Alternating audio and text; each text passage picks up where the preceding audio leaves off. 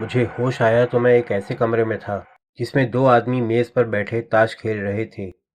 چھت سے لٹکا ہوا ایک بلب جل رہا تھا۔ میں نے اپنی آنکھیں بند کر لیں۔ مجھے بیڈ روم میں گزرا ہوا واقعہ رفتہ رفتہ یاد آتا گیا۔ میں نے سوچا، معلوم نہیں اس وقت گیل کہاں ہوگی۔ آنکھیں کھول کر کمرے کا جائزہ لیا۔ کمرہ کافی بڑا تھا۔ ہر طرف لکڑی کی پیٹیاں رکھی تھیں۔ دیواروں پر سیلن کے نشانات تھے۔ شاید یہ کوئی تہخانہ تھا۔ میں نے ان دو آدمیوں کو غور سے دیکھا۔ وہ گیٹس اور شانن تھے۔ میں ایک اسپرنگ والے پلنگ پر لیٹا تھا۔ نہ جانے کیوں مجھے باندھنے کی ضرورت محسوس نہیں کی گئی تھی۔ میری حالت کافی بہتر تھی، مگر میں نہیں چاہتا تھا کہ وہ میرے ہوش میں آنے سے واقف ہو جائیں۔ اچانک گیٹس کو کچھ خیال آیا۔ اس نے شانن سے کہا کہ اب تک تو اسے ہوش آ جانا چاہیے تھا۔ شانن کو اپنے گھونسے کے کارگر ہونے پر بہت ناز تھا۔ وہ بولا کہ جب میں کسی کی مرمت کرتا ہوں تو وہ آسانی سے ہوش میں نہیں آتا۔ میں نے ذرا سی حرکت کی ہی تھی کہ پلنگ کے اسپرنگ بول اٹھے۔ وہ دونوں ہوشیار ہو گئے۔ میری طرف دیکھا۔ گیٹس بولا کہ بہتر ہوگا باس کو اس کے ہوش میں آنے کی خبر دی جائے۔ شارن اٹھ کر دروازے کی طرف چل دیا۔ گیل کہاں ہے؟ میں نے پوچھا۔ اس کی نہیں، تم اپنی فکر کرو، گیٹس نے جواب دیا۔ میں نے اپنی گھڑی دیکھی۔ 11:20 ہوئے تھے۔ اس کا مطلب تھا کہ مجھے کلب میں آئے 1.5 گھنٹہ ہو چکا تھا۔ گیٹس نے ریوالور نکال کر مجھے اس کی زد پر لے لیا تھا۔ کچھ دیر بعد دروازہ کھلا اور بینسٹر اندر آیا۔ اس کے ابتدائی الفاظ نے مجھے حیران کر دیا۔ میں تم سے معذرت خواہ ہوں مسٹر ملوئے۔ تم نے مجھے بتایا کیوں نہیں کہ تم کون ہو؟ میں غلطی سے تمہیں کوئی اور سمجھ رہا تھا۔ تم نے مجھے اپنا تعارف کرانے کا موقع ہی نہیں دیا۔ میں اٹھ کر بیٹھ گیا۔ تیسری منزل پر تمہارا کوئی کام ہی نہیں تھا، بینسٹر نے جواب دیا۔ پھر مسز کلف کی غلط بیانی نے مجھے غلط فہمی میں مبتلا کر دیا۔ مجھے افسوس ہے تمہارے ساتھ اچھا سلوک نہیں کیا گیا۔ بہرحال تم جب چاہو جا سکتے ہو۔ یہ بات ہے تو گیٹس ہاتھ میں ریوالور لیے کیوں بیٹھا ہے؟ میں نے کہا۔ بینسٹر نے اسے اشارہ کیا اور اس نے ریوالور جیب میں رکھ لیا۔ مسز کلف کہاں ہے؟ میں نے پوچھا۔ وہ جا چکی ہے۔ میں نے اسے نکال باہر کیا۔ وہ کہاں گئی ہے؟ معلوم نہیں۔ میں نے اس سے کہا کہ وہ اپنا سامان پیک کرے اور چلتی پھرتی نظر آئے، اور تقریباً 10 منٹ پہلے وہ یہاں سے چلی گئی۔ بینسٹر نے جواب دیا اور مجھے سگریٹ پیش کیا۔ مجھے نیکلس سے دلچسپی ہے اور تم اس کے بارے میں جانتے ہو۔ میں نے سگریٹ سلگا کر 2-3 کش لگائے۔ دلچسپی کی وجہ؟ میں نے پوچھا۔ اس نے نیکلس دینے کا وعدہ کیا تھا، اسی وجہ سے میں نے اسے رہنے کی اجازت دی تھی۔ تمہارا مطلب ہے مسز کلف نے؟ ہاں، 2 راتیں پہلے وہ مجھ سے ملنے آئی۔ کہنے لگی کہ اسے تحفظ کی ضرورت ہے اور اس کے بدلے معقول رقم بھی دے گی۔ اسے 1 ہفتے کے لیے کلب کا ایک کمرہ چاہیے تھا۔ پہلے اس نے $500 پیش کیے، مگر یہ کافی نہیں تھے۔ وہ کسی مصیبت میں معلوم ہوتی تھی۔ آخر وہ ایک کروڑ پتی شخص کی بیوی تھی۔ آخرکار میں اسے ایک کمرہ اور تحفظ دینے پر آمادہ ہو گیا۔ بدلے میں اس نے نیکلس دینے کا وعدہ کیا، مگر جب کل رات وہ آئی تو کہنے لگی کہ نیکلس چوری ہو گیا ہے۔ میرا خیال تھا کہ وہ جھوٹ بول رہی ہے، لیکن وہ اس قدر خوفزدہ تھی کہ میں نے اسے 1 رات ٹھہرنے کی اجازت دے دی۔ مزید ٹھہرنے کے لیے بات ہو رہی تھی کہ تم آ گئے، چنانچہ اس طرح نیکلس پر میرا حق ہے۔ وہ ہے کہاں؟ تم اسے لینا پسند نہیں کرو گے، میں نے کہا۔ وہ ایک ایسی لڑکی کے کمرے سے ملا ہے جسے کل رات قتل کر دیا گیا ہے۔ اس کا نام ڈانا ہے۔ تم نے اس کے قتل کی خبر اخبار میں پڑھی ہوگی۔ پولیس کو نہیں معلوم کہ وہ ہمارے پاس ہے، مگر جلد یا بدیر وہ معلوم کر لیں گے۔ تمہاری جگہ میں ہوتا تو اسے بھی بھول جاتا اور مسز کلف کو بھی۔ یہ ڈانا کون تھی اور اس کا مسز کلف سے کیا تعلق تھا؟ وینسٹر نے اشارے اچکاتے ہوئے پوچھا۔ ڈانا میری کارکن تھی۔ کلف نے ہمیں اپنی بیوی کی نگرانی کے لیے مامور کیا تھا۔ ڈانا اس کی نگرانی کر رہی تھی۔ میں تمہیں صرف اتنا ہی بتا سکتا ہوں، اور اسے بھی تم اپنی ذات تک رکھو گے۔ تمہارا خیال ہے کہ مسز کلف نے ڈانا کو قتل کیا ہے؟ میرا یہ خیال نہیں، مگر کچھ کہا نہیں جا سکتا۔ اس صورت میں مناسب ہوگا کہ میں نیکلس کا خیال چھوڑ دوں۔ مسز کلف کس بات سے خوفزدہ تھی؟ میں نے پوچھا۔ تم نے بھی دیکھا ہوگا، آخر اسے کس کا ڈر تھا؟ میں نہیں جانتا۔ وہ تو جب سے یہاں آئی تھی اس کی یہی حالت تھی، وینسٹر نے جواب دیا۔ جب میں نے اسے یہاں سے جانے کے لیے کہا تو وہ سہم گئی، اور جاتے وقت تو اتنی ڈری ہوئی تھی جیسے موت کے منہ میں جا رہی ہو۔ جب وہ تمہارے پاس آئی تھی تو اس نے تم سے تحفظ مانگا تھا؟ اس نے کہا تھا کہ ایک آدمی جسے وہ جانتی ہے اسے پریشان کر رہا ہے، اور وہ کچھ مدت کے لیے اس کی نظروں سے بچنا چاہتی ہے۔ اس کے بقول وہ شخص بہت خطرناک تھا۔ وہ یہ یقین دہانی چاہتی تھی کہ جب وہ اس کی تلاش میں کلب آئے تو میں اس کی پٹائی کر دوں۔ یہی وجہ ہے کہ تمہارے ساتھ سختی کی گئی، کیونکہ میں تمہیں وہی آدمی سمجھا تھا جس سے وہ خوفزدہ تھی۔ لیکن جب میں نے تمہاری جیبوں کی تلاشی لی اور معلوم ہوا کہ تم کون ہو تو مجھے خیال آیا کہ وہ جھوٹ بول رہی تھی۔ یہ ہے ساری داستان۔ بینسٹر کھڑا ہو گیا۔ آئندہ اس جگہ سے دور رہنا، مجھے پریشانیاں مول لینے کا شوق نہیں ہے۔ اور گیل کہاں ہے؟ میں نے اٹھتے ہوئے پوچھا۔ وہ تمہاری کار میں بیٹھی تمہارا انتظار کر رہی ہے۔ اسے بھی تو ایک زبردست گھوسا کھانا پڑا تھا۔ میں نے کہا، وہ اس کے لیے تم پر مقدمہ کر سکتی ہے۔ کر سکتی ہے مگر کرے گی نہیں۔ منسٹر مسکرانے لگا۔ میں اسے خوب جانتا ہوں، وہ کئی ہفتوں سے کلب کو دھوکہ دے رہی تھی۔ وہ گھوسا اس کے لیے سبق آموز ہوگا، کم سے کم مجھے یہی امید ہے۔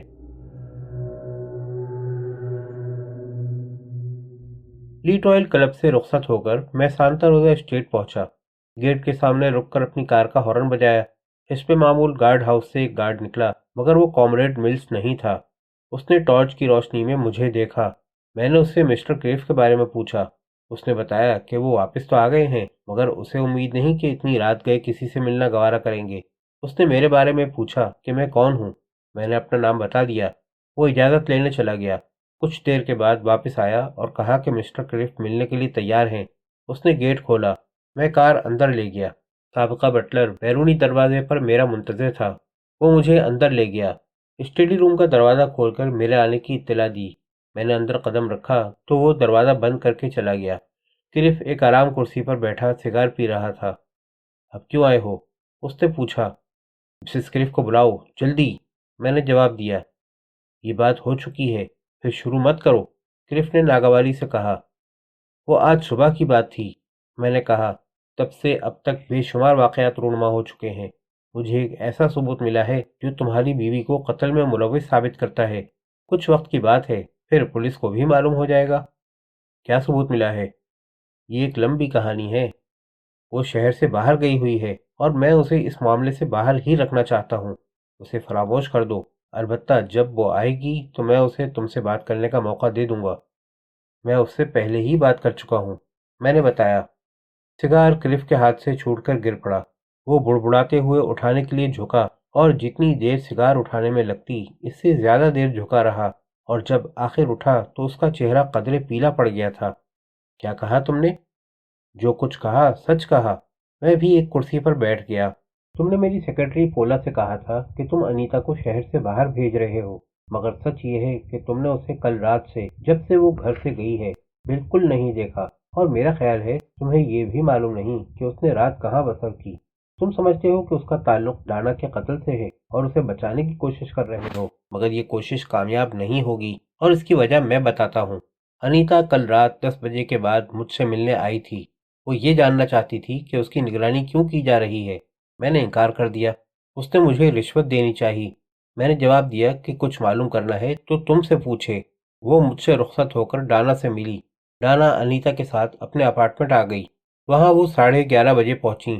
20 منٹ بعد انیتا وہاں سے نکلی اور ایک ٹیکسی پکڑ کر ایسٹ بیچ گئی۔ تقریباً 1 گھنٹے بعد ڈانا کو کسی نے فون کیا اور وہ اپنے اپارٹمنٹ سے چلی گئی۔ بعد میں ایک شخص لیڈ بیٹر نے ایسٹ بیچ کے ریت کے ٹیلوں کے پاس اس کی لاش دیکھی۔ اسے گولی مار دی گئی تھی۔ میرا ایک کارکن اس کے اپارٹمنٹ میں گیا تاکہ یہ دیکھ سکے کہ وہاں کوئی ایسی چیز تو نہیں جو اس کے قتل کے سلسلے میں تمہارا نام ظاہر کر دے۔ اسے ڈانا کی چٹائی کے نیچے سے انیتا کا نیکلس چھپا ملا۔ صرف بڑی توجہ سے میری گفتگو سن رہا تھا۔ اس کے چہرے سے کوئی رد عمل ظاہر نہیں ہوا تھا، مگر نیکلس کا ذکر سن کر وہ چونک گیا۔ سگار ایک بار پھر اس کے ہاتھ سے گرتے گرتے رہ گیا۔ یہ جھوٹ ہے، وہ دانت بھینچ کر بولا۔ وہ نیکلس میرے پاس ہے، میں نے بتایا۔ صورتحال بہت نازک ہے۔ ہمیں وہ نیکلس ڈانا کے کمرے سے اٹھانے کا کوئی حق نہیں تھا، مگر میں تمہارا نام چھپانے کی کوشش کر رہا تھا۔ تم میرے موکل ہو، مجھ سے جب تک ممکن ہوگا رازداری برقرار رکھنے کی کوشش کروں گا، لیکن یہ کب تک ممکن ہو سکے گا اس کا انحصار اس پر ہے کہ میں جلد سے جلد انیتا کو تلاش کر لوں۔ میں نے خاموش ہو کر اسے بولنے کا موقع دیا، لیکن جب اس نے بدستور زبان بند رکھی تو میں نے سلسلہ کلام پھر شروع کیا۔ صورتحال مزید خراب کرنے کے لیے ایک اور قتل ہو گیا ہے۔ لیڈ بیٹر کو، جس نے ڈانا کی لاش دیکھی تھی، آج سپہر شوٹ کر دیا گیا۔ میرا خیال ہے کہ اس نے یا تو ڈانا کا قتل ہوتے دیکھا تھا یا قاتل کو جانتا تھا۔ غالباً اس نے قاتل کو بلیک میل کرنا چاہا اور قاتل نے اسے ہمیشہ کے لیے خاموش کر دیا۔ میں پاگل تھا کہ تمہاری خدمات حاصل کی، صرف اچانک چیخا، مگر تم مجھے اس واردات میں نہیں گھسیٹ سکتے، اور وہ بھی محض اس لیے کہ وہ احمق لڑکی قتل کر دی گئی۔ میں تم پر مقدمہ کر دوں گا۔ ڈانا اسی لیے ہلاک کی گئی کہ وہ تمہاری بیوی کی نگرانی کر رہی تھی۔ میں نے تلخ لہجے میں کہا، یہ تم بھی سمجھتے ہو؟ اگر وہ تمہاری بیوی کی نگرانی نہ کر رہی ہوتی تو آج زندہ ہوتی۔ اس کی موت کی ذمہ داری جتنی مجھ پر ہے اتنی ہی تم پر بھی ہے۔ میں یہ ذمہ داری قبول کرنے سے انکار کرتا ہوں۔ جو کچھ میں جانتا ہوں اگر پولیس کو بتا دوں تو تمہیں اس کی ذمہ داری قبول کرنی پڑے گی۔ دیکھو میلوئے، تمہیں مجھے اس کیس سے الگ رکھنا پڑے گا۔ کلف کا لہجہ کچھ نرم پڑ گیا، ورنہ میری بیٹی کا مستقبل برباد ہو جائے گا۔ تب پھر مجھے انیتا کے بارے میں بتاؤ، وہ کہاں ہے؟ تم نے ابھی کہا کہ اس سے بات کر چکے ہو، پھر مجھ سے کیوں پوچھ رہے ہو؟ ہماری گفتگو مکمل نہیں ہو سکی تھی، میں نے جواب دیا۔ میں نے لیڈ رائل کلب میں اسے تلاش کر لیا تھا، وہ وہاں پوشیدہ تھی۔ کیا اب وہ یہاں آئی ہے؟ کلف نے نفی میں سر ہلایا۔ تو کیا کچھ اندازہ ہے کہ وہ کہاں گئی ہوگی؟ نہیں، کلف نے کہا، پھر پوچھا، تو کیا کل رات وہ اس نائٹ کلب میں تھی؟ اس نے بنسٹر کو، جو اس جگہ کا مالک ہے، بتایا تھا کہ کوئی آدمی اسے تنگ کر رہا ہے اور وہ اس سے چھپنا چاہتی ہے۔ اس نے اپنی سلامتی کے عوض بنسٹر کو نیکلس دینے کا وعدہ کیا تھا، مگر چونکہ بنسٹر کو نیکلس نہیں ملا اس لیے اس نے انیتا کو نکال دیا۔ وہ آدمی کون ہے جو اسے تنگ کر رہا ہے؟ کلف نے پوچھا۔ یہ ابھی مجھے معلوم کرنا ہے۔ تمہیں یہ شک تو نہیں کہ انیتا نے ڈانا کو شوٹ کیا ہے؟ نہیں، میں نے جواب دیا۔ ڈانا اور لیڈ بیٹر دونوں کو اشاریہ 45 بور کے ریوالور سے گولی ماری گئی ہے۔ لیڈ بیٹر کو تقریباً 20 گز کے فاصلے سے نشانہ بنایا گیا۔ مجھے شبہ ہے کہ کوئی عورت اتنے بھاری ریوالور سے 20 گز کے فاصلے سے کسی آدمی کے سر پر گولی مار سکتی ہے، لیکن میں یہ نہیں کہہ سکتا کہ پولیس اس کے خلاف کیس بنانے کی کوشش نہیں کرے گی۔ انیتا نے جو طرز عمل اختیار کیا ہے وہ اسے مشکوک نمبر 1 بناتا ہے۔ میں نے اس سے شادی کر کے حماقت کی تھی، کرف نے ہاتھ ملتے ہوئے کہا۔ مجھے اس کیس سے الگ رکھو ملوئے، مجھے اپنی بیٹی کے مستقبل کا خیال کرنا ہے۔ میں جانتا ہوں میرا رویہ معقول نہیں تھا، مگر تم میری پوزیشن سمجھ سکتے ہو۔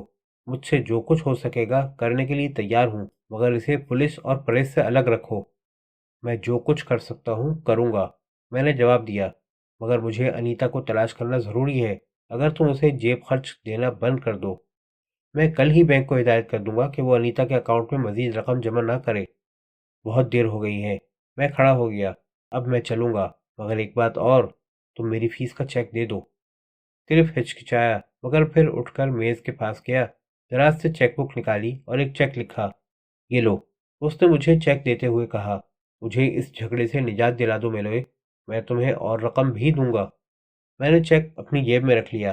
اگر میں ایسا نہیں کر سکا تو تمہارا چیک واپس کر دوں گا، میں نے جواب دیا اور دروازے کی طرف چلا۔ پھر کچھ خیال آنے پر رکا۔ یہ ملچ کب سے تمہارا ملازم ہے؟ ملچ؟ صرف چوکا۔ تم یہ کیوں پوچھ رہے ہو؟ کیا اس واردات سے اس کا کوئی تعلق ہے؟ معلوم نہیں، مگر میں نے سنا ہے کہ وہ بہت شاندار زندگی گزار رہا ہے۔ میں سوچ رہا تھا کہ کہیں وہ تو انیتا کو بلیک میل نہیں کر رہا تھا۔ میں اس کے بارے میں کچھ نہیں جانتا، کرف نے جواب دیا۔ وہ تقریباً 1 ماہ سے میرے پاس ہے۔ میرا بٹلر فریکلن اسٹاف کو رکھتا ہے۔ کیا میں اس سے پوچھوں؟ ابھی نہیں، ابھی میں اس کے بارے میں کچھ اور معلومات حاصل کر لوں۔ اسے مجھ پر چھوڑ دو، اور اگر انیتا کے متعلق کچھ معلوم ہو تو میرے آفس سے رابطہ قائم کرنا۔ میں اسٹڈی روم سے باہر نکل گیا۔ کرف کا رویہ بدل گیا تھا، مگر اس لیے نہیں کہ اس کے خیالات بدل گئے تھے، بلکہ اس لیے کہ وہ حالات کے دباؤ سے مجبور تھا۔ باہر بٹلر فرینکلن میرا انتظار کر رہا تھا۔ مسز نتالی تمہیں پوچھ رہی ہیں، اس نے کہا، میرے ساتھ آؤ۔ مجھے اس کی توقع نہیں تھی، مگر میں کسی اعتراض کے بغیر فرینکلن کے پیچھے چل دیا۔ ایک طویل کوریڈور طے کر کے اس نے ایک کمرے کے دروازے پر دستک دی، ہلکی آواز میں میری آمد کا اعلان کیا اور ایک طرف ہٹ گیا۔ میں ایک ایسے بڑے بیڈ روم میں داخل ہوا جس میں صرف بستر کے پاس ایک بلب روشن تھا اور بستر پر نتالی لیٹی ہوئی تھی۔ اس نے اپنی سیاہ آنکھوں سے مجھے غور سے دیکھا۔ کیا تم نے اسے تلاش کر لیا؟ اس نے پوچھا۔ ابھی نہیں۔ لیٹوائل کلب میں دیکھا؟ تو تمہارے خیال میں اسے وہاں ہونا چاہیے؟ ہاں، نیتالی نے اس بات میں سر ہلایا۔ وہاں، یا پھر برکلے کے گھر، اس کے علاوہ کوئی اور جگہ نہیں جہاں وہ جا سکے۔ تم اتنے یقین سے کیسے کہہ رہی ہو؟ کیونکہ میں اسے جانتی ہوں، وہ کسی مصیبت میں پھنس گئی ہے۔ برکلے اور کلب کے مالک کے علاوہ وہ کسی کو نہیں جانتی۔ تمہیں یہ خیال کیسے ہوا کہ وہ کسی مصیبت میں ہے؟ اس نے تمہاری کارکن کو قتل کیا ہے، کیا تم اسے مصیبت نہیں سمجھتے؟ ہمیں تو نہیں معلوم کہ اس نے ڈانا کو قتل کیا ہے، کیا تم جانتی ہو؟ وہ ایک ریوالور سے نشانہ بازی کی مشق کرتی رہی ہے۔ کیسا ریوالور؟ میں بھی اس کی نگرانی کرا رہی تھی اس دن سے جب سے وہ یہاں آئی تھی، نیتالی نے بتایا، اور میں نے سوچا کہ کیا یہ نگرانی ملز کرتا تھا؟ ایک عورت اگر کسی ٹارگٹ پر نشانے لگاتی ہے تو اس کا یہ مطلب نہیں ہوتا کہ وہ قاتل بھی ہے۔ تب پھر وہ چھپ کیوں رہی ہے؟ وہ یہاں واپس کیوں نہیں آتی؟ ڈیڈی نے اسے جو عیش و آرام دیا ہے اس سے دور رہنے کی کوئی معمولی وجہ نہیں ہو سکتی۔ ممکن ہے کوئی اور ہی وجہ ہو، میں نے کہا۔ تم برکلے کے متعلق کیا جانتی ہو؟ وہ اس کا عاشق ہے، نیتالی نے ترش لہجے میں کہا۔ وہ ہمیشہ اس کے گھر جاتی رہتی ہے۔ تمہیں معلوم ہے کہ انیتا کو بلیک میل کیا جا رہا تھا؟ مجھے اس کا یقین نہیں۔ تمہارے والد کا خیال تو یہی ہے۔ وہ اس کے لیے کوئی جواز تلاش کرنے کی کوشش کر رہے ہیں۔ سچ یہ ہے کہ وہ اپنا جیب خرچ اپنے عاشقوں پر خرچ کر رہی ہے۔ اچھی بات ہے، میں برکلے سے ایک بار اور ملوں گا۔ تو کیا تم اس سے مل چکے ہو؟ ہاں۔ کیا تمہارے والد برکلے کے بارے میں جانتے ہیں؟ میں نے پوچھا۔ نیتالی نے نفی میں سر ہلایا۔ کیا اس نے تمہیں بتایا کہ اسے انیتا کی الماری میں ایک سوٹ کیس ایسی متفرق چیزوں سے بھرا ملا تھا جو اس نے مختلف جگہوں سے چرائی تھی؟ میں نے دوسرا سوال کیا۔ ڈیڈی کو بتانے کی ضرورت نہیں، اس عورت نے میری بھی کئی چیزیں چرائی ہیں، وہ چور ہے، نیتالی نے جواب دیا۔ تم اس سے نفرت کرتی ہو؟ ہاں، میں اسے پسند نہیں کرتی۔ نیتالی کی مٹھیاں بھنچ گئیں۔ ممکن ہے وہ سوٹ کیس کسی نے دانستہ الماری میں رکھ دیا ہو، میں نے کہا۔ یہ ترکیب پہلے بھی آزمائی جاتی رہی ہے۔ اگر تم اس پر یقین کرتے ہو تو احمق ہو، وہ پکی چور ہے۔ حد یہ کہ فرینکلن نے بھی اپنے کمرے سے کئی چیزیں غائب پائیں۔ ہم سب جانتے ہیں کہ وہ چور ہے۔ کیا ملز کی بھی کوئی چیز غائب ہوئی؟ ممکن ہے ہوئی ہو۔ نیتالی کی آنکھوں سے غصہ جھلکنے لگا۔ لیکن اگر ہوئی ہوتی تو تمہیں ضرور بتاتا۔ اس نے فرینکلن کو بتایا ہوگا۔ ملز انیتا کا شوفر بھی تھا، کیا نہیں؟ اگر تھا تو پھر کیا ہوا؟ انیتا خوبصورت ہے، ملز کے پاس بڑا مال معلوم ہوتا ہے۔ میں سوچ رہا تھا کہ ممکن ہے وہ دونوں مل بیٹھے ہوں۔ مل بیٹھے ہوں؟ کس لیے؟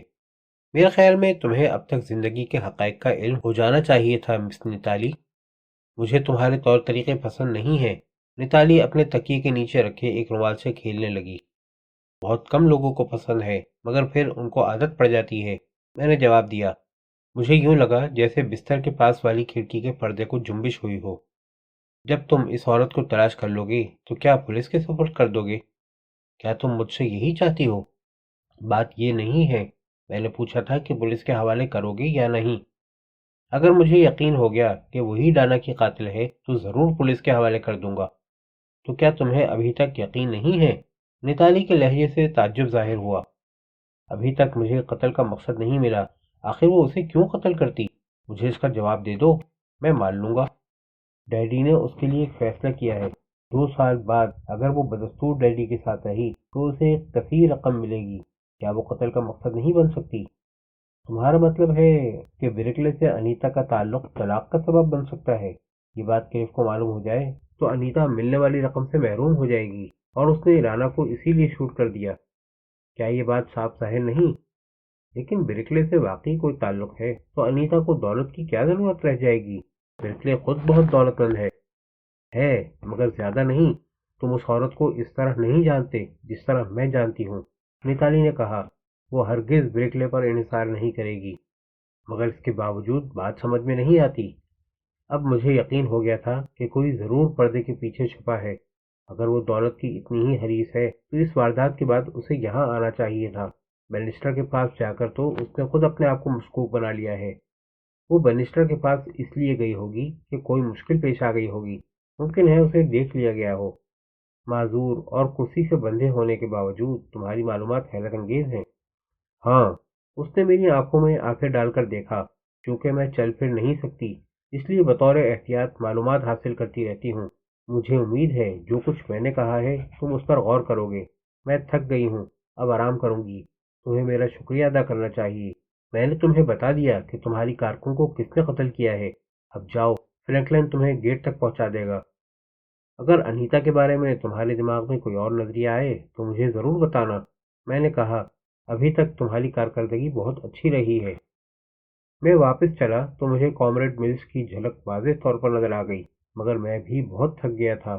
میں نے اس پر کوئی توجہ نہیں دی۔ پتہ نہیں نیتالی کو اس کی موجودگی کے بارے میں معلوم تھا یا نہیں۔